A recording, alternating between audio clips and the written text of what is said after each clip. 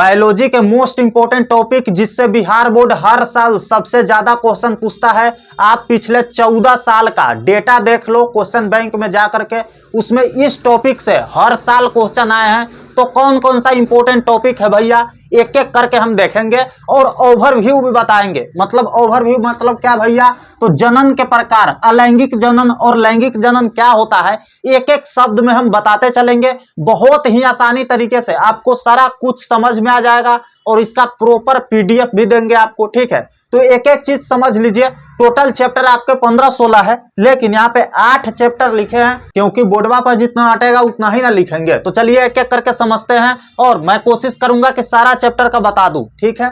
तो पहला चैप्टर हमारा जीवों में जनन, यह पहला चैप्टर है। हिंदी में और इंग्लिश में दोनों में मैंने लिख दिया है, ठीक है। रिप्रोडक्शन इन ऑर्गेनिज्म, इसको बताने से पहले हम एक चीज आपको बता देते हैं कि इस चैनल द्वारा गेस किए गए सारा क्वेश्चन 2025 एग्जाम में टकराया है। इसका पूरा प्रूफ रिजल्ट सहित जो गेस किए हैं उसको टिक करके और रिजल्ट स्टूडेंट का आया है उसको भी इस चैनल के शॉर्ट वीडियो सेक्शन में आप जाएंगे तो दिख जाएगा, बिल्कुल प्रूफ के साथ सब कुछ अपलोडेड है। तो इस चैनल से जुड़ करके आप भी बहुत अच्छे मार्क्स ला सकते हैं। एक एक चीज मैं गाइड करूंगा, क्या पढ़ना है क्या छोड़ना है, अंत में पूरा चीज में हेल्प करूंगा। तो इस चैनल को सब्सक्राइब कर लीजिए और इस वीडियो को लाइक कर दीजिए, ठीक है। सब्सक्राइब वगैरह करके जुड़ जाइए, एक एक चीज हम सिखाएंगे। तो पहला चैप्टर है जीवों में जनन, रिप्रोडक्शन इन ऑर्गेनिज्म, ठीक है। मैंने हिंदी में और इंग्लिश में दोनों में लिखा है, इंग्लिश वाले इधर देखते रहना, ठीक है। पहला टॉपिक है जनन के प्रकार, टाइप्स ऑफ रिप्रोडक्शन, जो 2 तरह के होते हैं, ठीक है। 2 टाइप्स के होते हैं, अलैंगिक जनन और लैंगिक जनन। अलैंगिक जनन क्या होता है, जिसमें एक ही जनक भाग लेता है और जनन की प्रक्रिया संपन्न हो जाता है ना। जैसे अमीबा में अलैंगिक जनन होता है, टूट करके बिखर जाता है, 2 गो हो गया अमीबा, फिर टूट गया 3 गो हो गया अमीबा, तो इस प्रकार होता है। लेकिन लैंगिक जनन में एक नर एक मादा का होना जरूरी है, मतलब 2 जनक के कम से कम होना जरूरी है, तभी लैंगिक जनन संपन्न हो पाएगा, ठीक है। इंग्लिश में बोलते हैं असेक्सुअल रिप्रोडक्शन और सेक्सुअल रिप्रोडक्शन। फास्ट चलेंगे, टेंशन मत लो, वीडियो में लास्ट तक बने रहिए, आपको सारा कुछ हम सिखा करके भेजेंगे। और इसके अलावा भी जो टॉपिक है सब कुछ बताएंगे, पीडीएफ कैसे डाउनलोड कीजिएगा, कहाँ मिलेगा, सारा कुछ बताएंगे, ठीक है। दूसरा टॉपिक है द्विविभाजन और कली द्वारा जनन, ठीक है, बाइनरी फ्यूजन एंड बडिंग। ये बहुत ज्यादा इंपॉर्टेंट टॉपिक है, हर साल इससे क्वेश्चन पूछे गए हैं। मैं ये भी बताऊंगा कि कौन से टॉपिक से कितना नंबर का क्वेश्चन पूछा गया है, किससे 2 नंबर का आता है, किससे 5 नंबर का आता है, सारा कुछ हम बताते चलेंगे, ठीक है। इससे बेसिकली 2 मार्क्स वाले क्वेश्चन आते हैं, ठीक है, और इससे 5 नंबर वाला भी आया है और 2 नंबर वाला भी आया है, और ऑब्जेक्टिव भी आता है ना, पूछ देगा आपको, जिसमें केवल एक ही जनक भाग लेता है, वो कौन सा जनन की प्रक्रिया कहलाता है। तो टिक करना है आपको, क्या, अलैंगिक जनन, ठीक है। तो ऐसे करके ऑब्जेक्टिव भी पूछेगा। तीसरा जो हमारा टॉपिक है किशोर प्रजनन, ठीक है, जवेलाइन रिप्रोडक्टिव, बहुत ज्यादा इंपॉर्टेंट है, 2 मार्क्स में क्वेश्चन यहाँ से बनता है, ठीक है। विभिन्न जीवों का जीवन काल, ये ऑब्जेक्टिव में बेसिकली आता है, पूछ देगा आपको कि हाथी का जीवन काल बताइए, निम्नलिखित में से हाथी का जीवन काल कौन सा है ना। ये बेसिकली लमसम में रहता है, लगभग में, एग्जैक्ट नहीं दिया रहता है, लेकिन किताब में कहीं कहीं एग्जैक्ट भी दिया हुआ है, तो वहां से आप देख लेना, ठीक है। विभिन्न जीवों मतलब हाथी में, कुत्ता में, शेर में, बाघ में, तोता में, ये सारा चीज में होगा, ठीक है। तितली का भी रहता है। दूसरा जो चैप्टर पर आते हैं हम लोग, पुष्पी पादपों में लैंगिक जनन, बेसिकली जो फ्लावर होता है, फूल होता है, उसमें जनन कैसे होता है, ठीक है। आदमी वाला तो सब कोई जानता है ना, आप भी जानते हो, लेकिन फूल में लैंगिक जनन, अलैंगिक जनन कैसे होगा, ये सारा चीज हम इसमें पढ़ेंगे। Sexual reproduction in flowering plant, ठीक है। यहाँ पे फ्लावरिंग में शॉर्ट कोट में लिखा हूं, जैसे यहाँ पे रिप्रोडक्शन शॉर्ट कोट में लिखा था, है ना। जगह काफी कम है, आप लोग थोड़ा सा एडजस्ट करना, मैं पीडीएफ दूंगा उसमें पूरा कुछ रहेगा, ठीक है।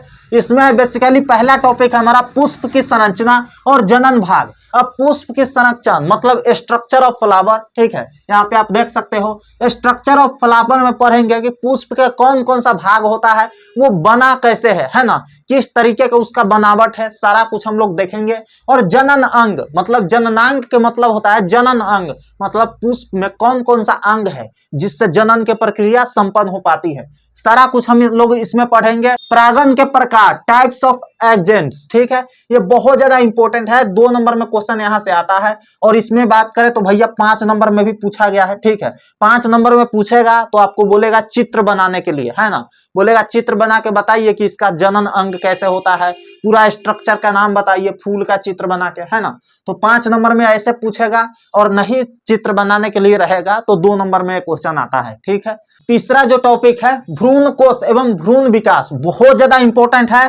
5 नंबर में यहां से क्वेश्चन आया है, ठीक है, पिछले कई साल में पूछे गए हैं, लेकिन 2 नंबर में भी काफी बार पूछा गया है। मैं वही टॉपिक बता रहा हूं जो बार बार रिपीट हुए हैं, ठीक है। अब कुछ स्टूडेंट होगा जो यहीं से चल देगा, उसको यहां तक चीज आते आते बहुत कुछ जानकारी मिलने वाला है। और यकीन मानो जो बायोलॉजी का एग्जाम होता है ना, उसमें पिछले साल से बहुत कम क्वेश्चन रहता है। तो आपके मन में सवाल आएगा कि भैया जब पिछले साल से कम क्वेश्चन रहता है तो आप पिछले साल के डेटा पर क्यों टॉपिक सजेस्ट कर रहे हैं। तो देखो मेरे भाई, बात यहाँ ये है कि आपके किताब में ना बहुत सारे टॉपिक हैं जो इंपॉर्टेंट नहीं है। इंपॉर्टेंट नहीं है मतलब उसमें बहुत कम नॉलेज आपको मिलेगा और एग्जाम में ज्यादा पूछा नहीं गया है, ठीक है। तो उस सब को हम स्किप किए हैं, लेकिन जो एग्जाम में बार बार पूछा गया है, जिसमें बहुत ज्यादा नॉलेज है, उसी को मैं सजेस्ट कर रहा हूं। और देखो इसीलिए टॉपिक सजेस्ट कर रहा हूं, क्वेश्चन सजेस्ट नहीं कर रहा हूं, है ना। क्वेश्चन भले ही कम पूछा गया है पिछले साल से, लेकिन इसी टॉपिक को जो क्वेश्चन पूछा गया उसी को घुमा करके क्वेश्चन आपसे पूछेगा। आपको पता लगेगा कि पिछला साल नहीं पूछा गया है ना, लेकिन टॉपिक यहीं से रहता है और क्वेश्चन भी वही रहता है। तो इस चीज को समझिए, थोड़ा सा दिमाग लगाइएगा तो सारा कुछ आ जाएगा पता, ठीक है। आते हैं हम लोग अगला चैप्टर पर, जो चैप्टर हमारा मानव जनन, ठीक है, ह्यूमन रिप्रोडक्शन। ये बहुत ज्यादा इंपॉर्टेंट है। इंपॉर्टेंट चैप्टर के लिस्ट में मैंने इसको रखा था, ठीक है। ऊपर में भी ये चैप्टर था, ये चैप्टर था। बहुत ज्यादा इंपॉर्टेंट चैप्टर है, इससे हर साल क्वेश्चन पूछे गए हैं। नर और मादा प्रजनन तंत्र, ठीक है, male and female reproductive system, इससे क्वेश्चन हर साल पूछे गए हैं 2 नंबर में और 1 नंबर में, मतलब ऑब्जेक्टिव बार बार पूछे गए हैं। इसको आप कर लेना। मासिक धर्म चक्र, ठीक है, मेंस्ट्रुअल साइकिल क्या होता है पूछ देगा, व्हाट इज मेंस्ट्रुअल साइकिल, या मासिक धर्म चक्र क्या होता है। तो 2 नंबर में क्वेश्चन आया था, ठीक है, पिछले कई साल, और आपसे भी पूछा जा सकता है। तो ये क्वेश्चन को आप जरूर करके जाना, ये इसके बारे में पढ़ लेना, ठीक है, डिटेल्स में पढ़ लेना। मैं टॉपिक दूंगा, कोशिश करूंगा कि उसमें सारा कुछ दे दूं, ठीक है। उसके बाद है शुक्र जनन और अंड जनन, ठीक है। जो मेल में होता है वो शुक्र जनन होता है और जो फीमेल में होता है वो अंड जनन होता है। और कैसे रिप्रोडक्शन होता है, ठीक है, कैसे निषेचन की क्रिया संपन्न होती है, सारा कुछ हम लोग इसी में पढ़ते हैं। अब लास्ट टॉपिक है हमारा निषेचन और भ्रूण का आरोपण, फर्टिलाइजेशन एंड इम्प्लांटेशन। बहुत ज्यादा इंपॉर्टेंट है, इसको पढ़ करके जाना। निषेचन से हर बार क्वेश्चन पूछे गए हैं, ठीक है। पूछ देगा निषेचन क्या है बताइए अपने शब्दों में, ठीक है। तो 2 नंबर में क्वेश्चन आता है, पूछे गए हैं पिछले कई साल, ठीक है, ये पढ़ लेना आप लोग। चौथा चैप्टर हमारा जनन स्वास्थ्य है, ठीक है, रिप्रोडक्टिव हेल्थ, बहुत ज्यादा इंपॉर्टेंट चैप्टर है, इससे हर साल क्वेश्चन बने हैं, ठीक है।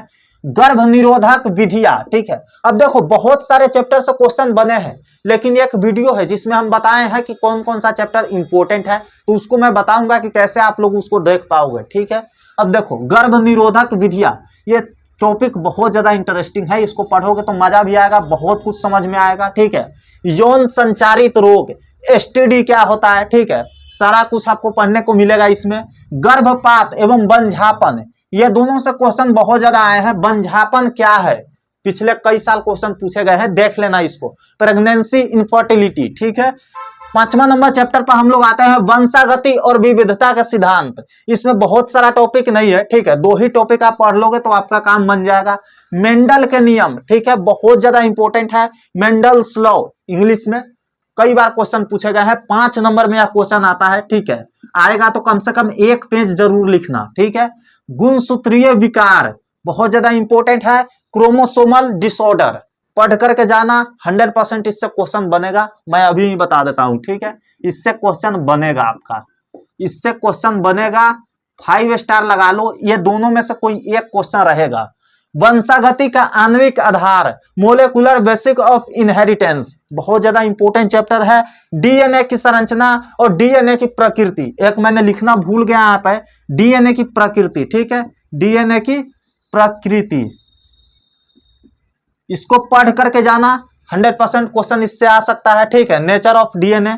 उसके बाद जो चैप्टर है हमारा 7वां चैप्टर, जैव विकास, इवोल्यूशन, इससे क्वेश्चन आए हैं। जैसे जैसे आप चैप्टर को समाप्त करते जाएंगे, जैसे जैसे अपना नोट्स बनाते जाएंगे, कोशिश करना कि ये सारा टॉपिक आपके नोट्स में होना चाहिए और इस सारा टॉपिक्स के बारे में आपको कुछ ना कुछ पता होना चाहिए, ठीक है, बेसिक भी पता होना चाहिए। 7वां चैप्टर में हमारा है विकास की अवधारणाएं और सिद्धांत, बहुत ज्यादा इंपॉर्टेंट है। इस चैप्टर में ये पहला क्वेश्चन से ही, पहला टॉपिक से ही बार बार क्वेश्चन आए हैं, देख लेना इसको। डार्विन का सिद्धांत 5 नंबर में यह क्वेश्चन पूछा जाता है, जब आएगा तो बना देना, ठीक है।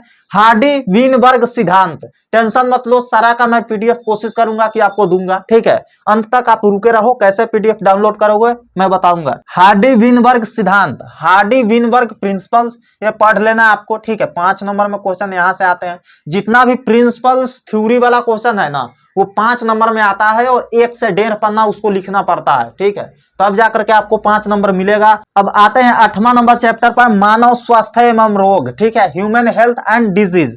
सामान्य रोग, टाइफाइड, मलेरिया, एड्स। अब देखो कुछ जनरल डिजीज होते हैं जैसे टाइफाइड, मलेरिया, एड्स, ठीक है, ये ज्यादा महिला में होता है, पुरुष में भी होता है लेकिन महिला में होता है। HIV, एड्स, ठीक है, ये सब बीमारी का नाम है। उसके बाद जो है कैंसर, इसका फैलने का कारण, इससे बचाव कैसे पता चलता है ना, ट्रीटमेंट क्या है, सारा कुछ पढ़ना है। उसके बाद नशे की लत, ड्रग एडिक्शन, ये सारा कुछ का जानकारी पढ़ोगे तो आपको मिल जाएगा। अब बोलोगे भैया इससे आगे वाला चैप्टर का आप कैसे बताएंगे, तो देखो वीडियो बहुत ज्यादा लंबा हो जाएगा। इससे आगे वाला चैप्टर का और इस सब का मैं पीडीएफ बना करके टेलीग्राम पर डालूंगा, ठीक है। अब जाकर के टेलीग्राम ज्वाइन कैसे करोगे, तो इसी वीडियो के डिस्क्रिप्शन बॉक्स में टेलीग्राम का लिंक आपको मिल जाएगा और व्हाट्सएप चैनल का, और कमेंट बॉक्स में जहां से आप लोग कमेंट करते हो वहां भी लिंक मिल जाएगा टेलीग्राम का और व्हाट्सएप चैनल का। जाकर के ज्वाइन कर लीजिए। इस वीडियो को अपलोड होने के बाद 3-4 घंटे बाद मैं पीडीएफ वहां पे डाल दूंगा, ठीक है। आप जाकर के उसको डाउनलोड कर लेना। और अगर आप लेट से देख रहे हो तो टेलीग्राम में जाना, इस वीडियो के थंबनेल के नीचे आपको पीडीएफ मिल जाएगा, ठीक है। तो चलिए हम आपसे मिलते हैं अगले वीडियो में।